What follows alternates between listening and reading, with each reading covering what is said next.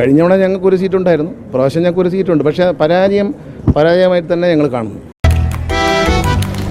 എന്തായിരുന്നു എന്തൊക്കെയായിരുന്നു അവൻ്റെ അഹങ്കാരം, അതന്നെ അവൻ്റെ ഫിനിഷ്. നമ്മൾ പരാജയപ്പെടുന്നതാണ് വിജയത്തിലേക്കുള്ള യാത്ര. എന്താണ് ഈ പരാജയത്തിൻ്റെ കാരണം എന്ന് നമ്മൾ പഠിക്കുകയും അതിൽ നിന്നും വീണ്ടും വിജയത്തിലേക്ക് പോകും. ഇതിപ്പം അന്ന് പോലെ പറഞ്ഞുകൊണ്ടിരിക്കുന്ന ആരോ പറഞ്ഞ് പഠിപ്പിച്ചു വിട്ടാൽ മതി. സംസ്ഥാന സർക്കാരിന്റെ കൂടി വിലയിരുത്തലാകുമോ? തെരഞ്ഞെടുപ്പ് എന്ന് പറയുന്നത് എന്താണെന്ന് മനസ്സിലാക്കാൻ ഇതേവരെ കഴിഞ്ഞിട്ടില്ലെങ്കിൽ നിങ്ങളെന്തൊരു മാധ്യമ പ്രവർത്തകനാണ്? നിങ്ങൾക്ക് അതുപോലും മനസ്സിലാക്കാൻ കഴിയുന്നില്ല എന്നല്ലേ അതിൻ്റെ അർത്ഥം? നീ വിഷമിക്കേണ്ടി. ഈ തെരഞ്ഞെടുപ്പ് എന്ന് പറയുന്നത് രാജ്യത്തിൻ്റെ പ്രവർത്തനങ്ങൾ വിലയിരുത്താനുള്ളതല്ലേ? അതല്ലേ പ്രധാനമായിട്ടും നോക്കുക. ആരെങ്കിലും എന്തെങ്കിലും പറയുന്ന കേട്ടിട്ട് അതേപോലെ ചോദിക്കാൻ നിൽക്കലാണോ നിങ്ങൾ വേണ്ടത്? നിങ്ങളൊരു സ്വയബുദ്ധി ചെലവഴിക്കണ്ടേ? എനിക്കെന്ത് വിഷമം? എനിക്കൊരു വിഷമമില്ല, എനിക്കൊരു വിഷമമില്ല. സുരേഷ് ഗോപി എൻ്റെ സഹപ്രവർത്തകൻ, അദ്ദേഹത്തിന് ജയിച്ചതിലുള്ള സന്തോഷമുണ്ട്. അഭിനന്ദനങ്ങൾ. ജയിച്ചവർക്കെല്ലാം അഭിനന്ദനങ്ങൾ. നല്ല സന്തോഷമായി.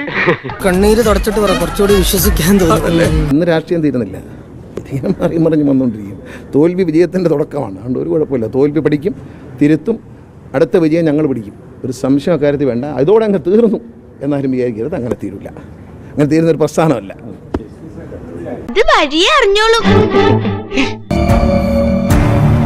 എന്റെ തകർച്ച നീ കണ്ടുകൊണ്ടിരുന്നപ്പോ എല്ലാം നോക്കിക്കാണുന്ന കേരള പോലീസ് എന്ന ഗരുഡനെ നീ കണ്ടില്ല.